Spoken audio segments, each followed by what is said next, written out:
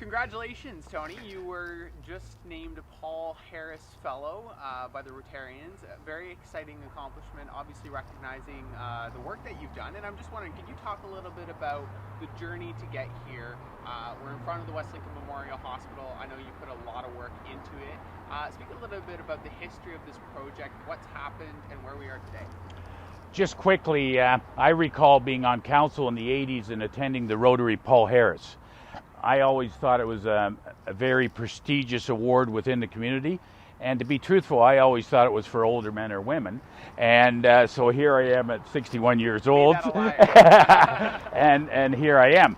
But the journey for West Lincoln Memorial, let's take it to, forget about what happened 20, 30 years ago, and let's start in the October 22nd of 2018.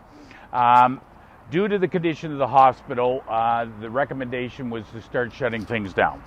And, well, to be truthful, I recall getting the call Thursday afternoon, calling you at Queen's Park, and I won't say what you said, but anyways, and then Friday night I was texting back and forth, and I'll never forget it because Sam was proposing to his wife to be married on the Friday night, and I was trying to set up a meeting Saturday because I knew the release of the report was coming out Monday, which was election day.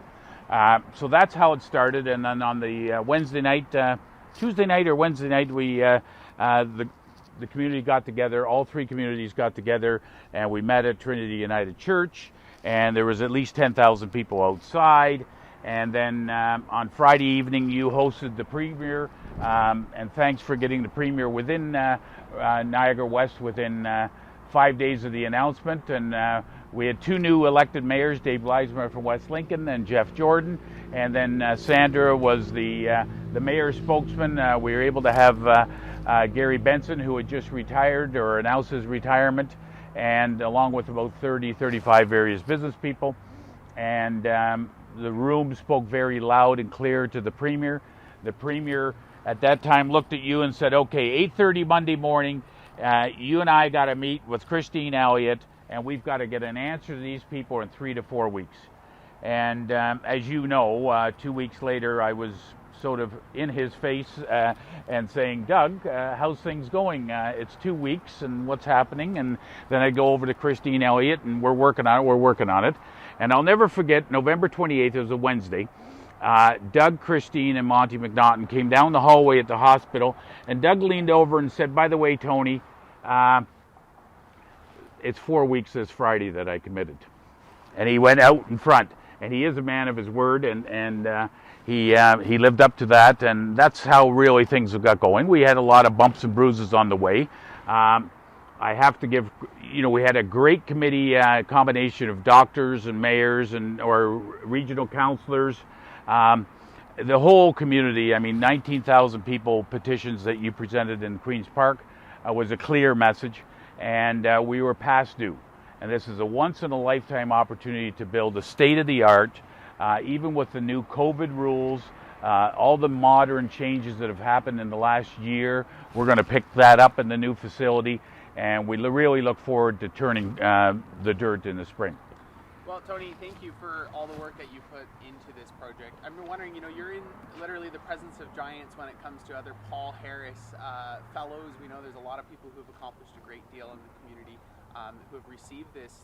I'm wondering if you could also talk a little bit about some of the other work that you've done in our community. I know a lot of people know you through the Save and Rebuild program, but you've done a lot of other things. You've been on council, you've worked with, going all the way back to the baseball diamond, the story you always tell me. Yes. Can you talk a little bit about some of these other ways that you've always tried to give back to the community? I know you work in the private sector a lot, but I guarantee you spend just as much time helping out the public. So could you talk a little bit about that journey and what got you into that?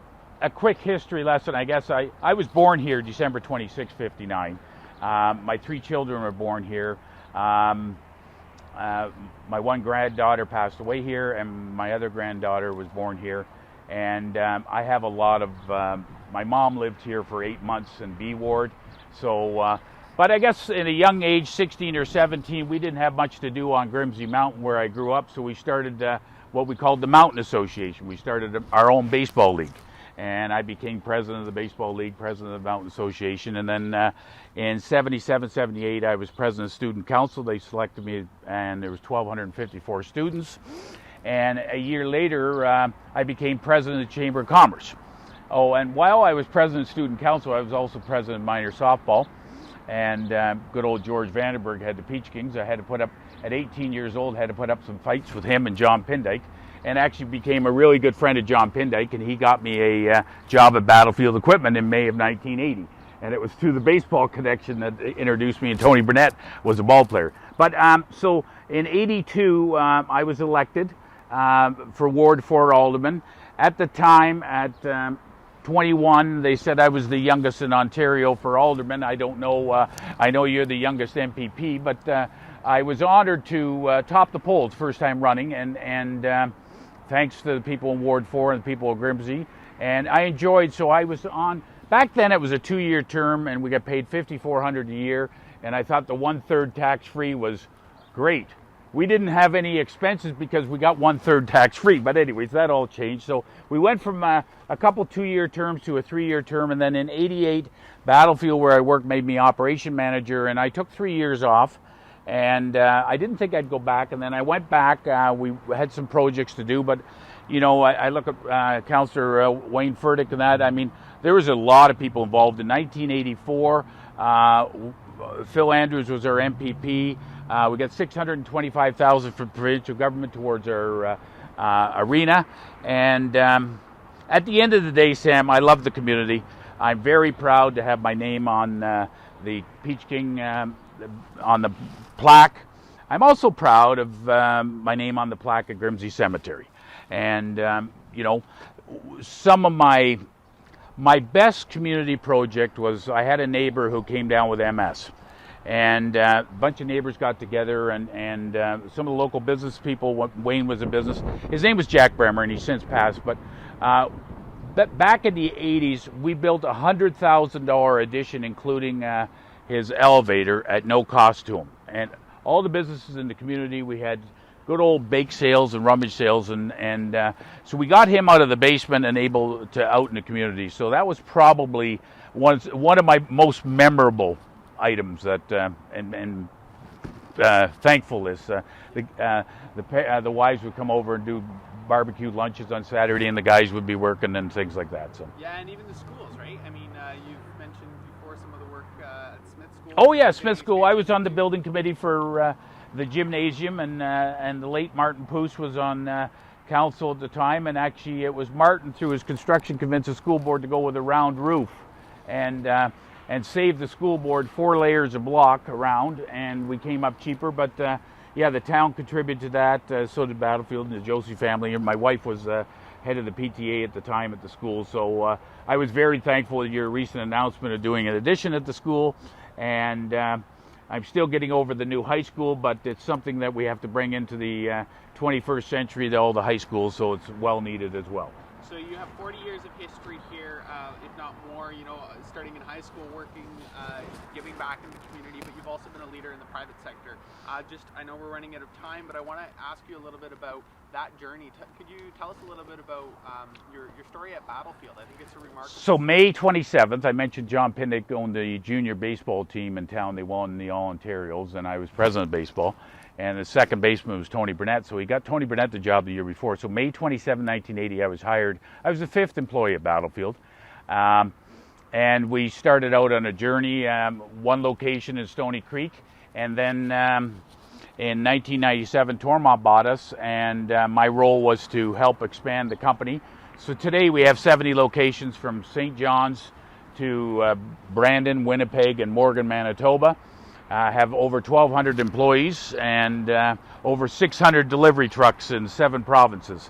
And so I look after the properties, health, safety, and environment. I'm VP of operations, and that was 5th employee. By the way, when I was a truck driver for Battlefield, the local business people, the Chamber of Commerce, voted me as president. I'll never forget, the president of John Deere was on my committee, and here I am, a truck driver at Battlefield, coming in with dirty clothes into a chamber meeting. But they were good old days. So yeah, that's remarkable. Yeah, it was very much enjoyed. Yeah, I think it's I actually met my wife through the chamber, so There you so are. it paid more dividends than. Yeah, and I know this is my last question, Tony, but anyone who knows you calls you Moose as well. You can just tell you have a remarkable knowledge of facts and dates, and you're pulling times out of the 80s that I don't know how you're doing it. But it's incredible. But could you just, for an end, a little bit of your personal life?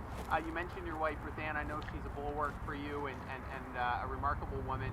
Just tell a little bit about your family real quickly and your kids. I know you're very proud of your kids. Yes, 3 children. Amanda lives across the road, married to John and baby Emma.